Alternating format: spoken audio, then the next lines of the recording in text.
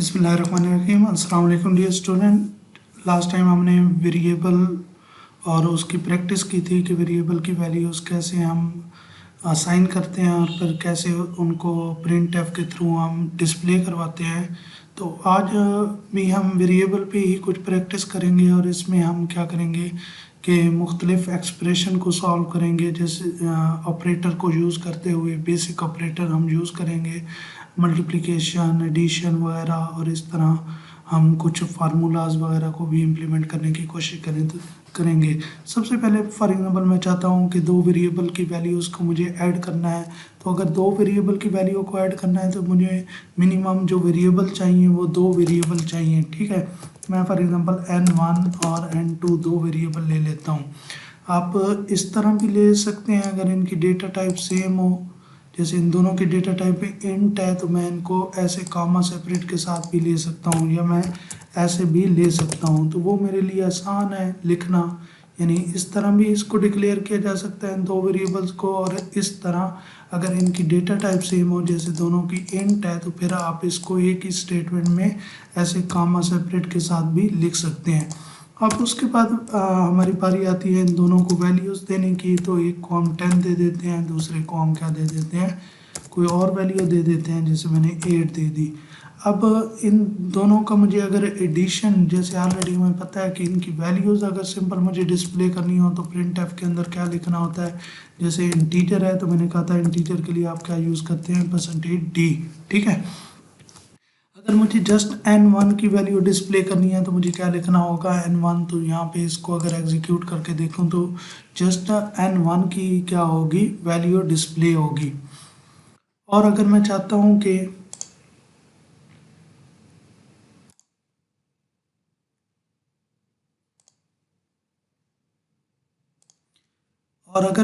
हूँ कि साथ में n2 की वैल्यू भी डिस्प्ले हो, तो फिर मुझे %d दूसरा भी यूज़ करना पड़ेगा, तो n2 की वैल्यू भी डिस्प्ले होगी। ये ऑलरेडी हम प्रैक्टिस कर चुके हैं। जैसे यहाँ पे 10 आ रहा है, अगर n2 कर दूँ तो n2 की वैल्यू आएगी, और अगर %d में दो बार यूज़ करूँ और n1 का मैं n2 लिखूँ तो दोनों की वैल्यू क्या होंगी, डिस्प्ले होंगी। ठीक है, ये ऑलरेडी हमें पता है। आप नहीं तो लास्ट लेक्चर को देख सकते हैं जिनको इस चीज़ की समझ नहीं आ रही। अब यहाँ पे देखें %d मैंने लिखा है, %d n1 प्लस n2। अब क्या करेगा, दरअसल ये पूरी एक्सप्रेशन है। एक्सप्रेशन दरअसल कम्बिनेशन होती है ऑपरेटर्स और ऑपरेंड का।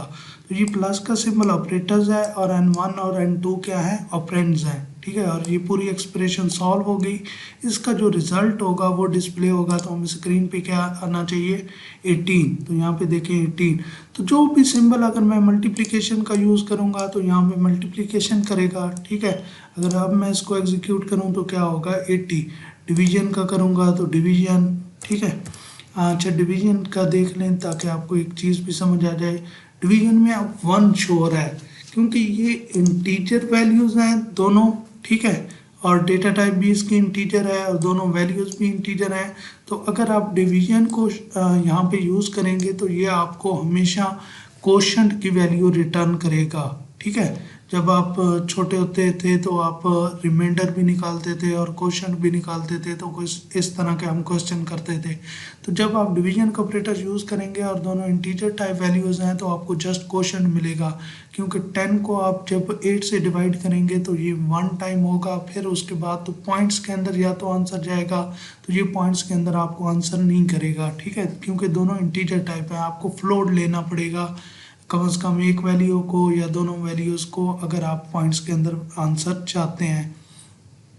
या आप फोर्सफुली इसको कन्वर्ट भी कर सकते हैं, लेकिन वो चीज़ें हम बाद में देखेंगे। तो आपको यहाँ पे एक और ऑपरेटर भी बता देता हूँ, प्लस माइनस मल्टीप्लिकेशन डिवीजन। ये तो सारे हम मतलब अरिथमेटिक ऑपरेटर जो हैं ये ऑलरेडी हम मैथ के अंदर भी यूज़ करते हैं, लेकिन यहाँ पे एक और ऑपरेटर यूज़ होता है जिसका सिंबल है %। इसको मॉडुलस ऑपरेटर भी कहते हैं और रिमाइंडर ऑपरेटर भी कहते हैं। ये हमें रिमाइंडर रिटर्न करता है। जैसे अब देखें मैं इसको करता हूँ तो यहाँ पे आंसर क्या आया, 2 आंसर आया। उसकी रीज़न क्या है कि वो डिवीजन ऑपरेटर क्वोशंट रिटर्न करता है, और 8 से जब 10 को डिवाइड करेंगे तो रिमाइंडर में क्या आएगा, रिमाइंडर में 2 आएगा। तो हमें रिमाइंडर क्या मिला, 2 आंसर मिला। ठीक है, अगर ये भी फॉर एग्जांपल 8 होता तो फिर आपको रिमाइंडर क्या मिलता, 0, क्योंकि 8 1 और 8 होता और रिमाइंडर क्या होता, 0, तो हमें यहाँ पे 0 आंसर मिलता।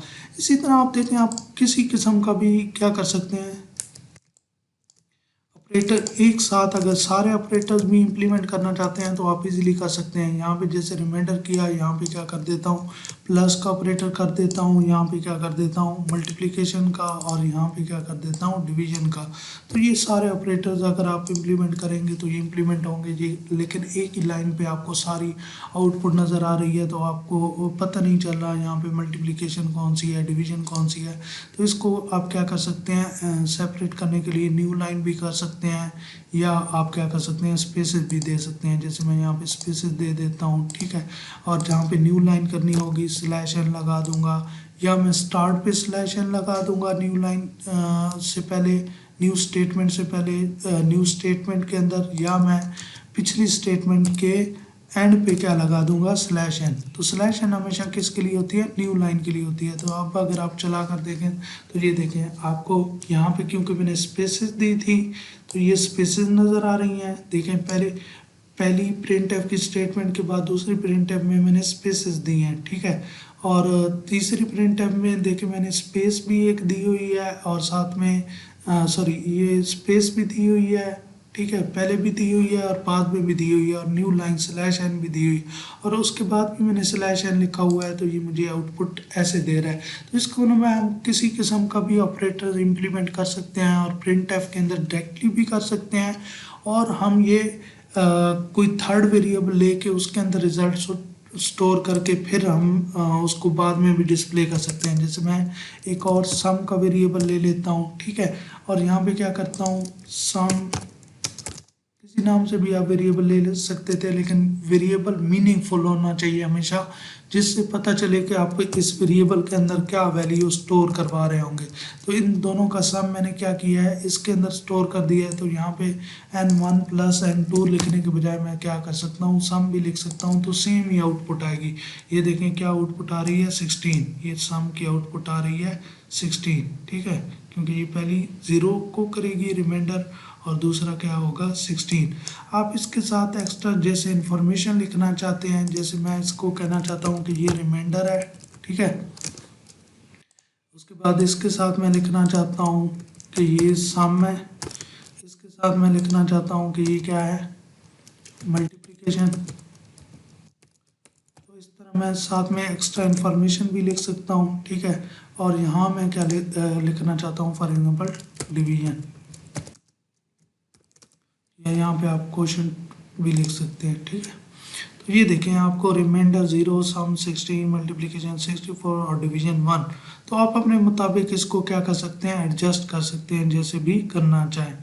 तो उम्मीद करता हूँ ये सारी चीज़ें आपको समझ आ गई होंगी। अब आपने क्या करना है कि बेसिक फार्मूलाज जो होते हैं उनको इम्प्लीमेंट करके देखना है, ठीक है, और फिर बताइएगा किसी किस्म का कोई क्वेश्चन होता है तो। थैंक यू सो मच, ख्याल रखिएगा, अल्लाह हाफ़िज़।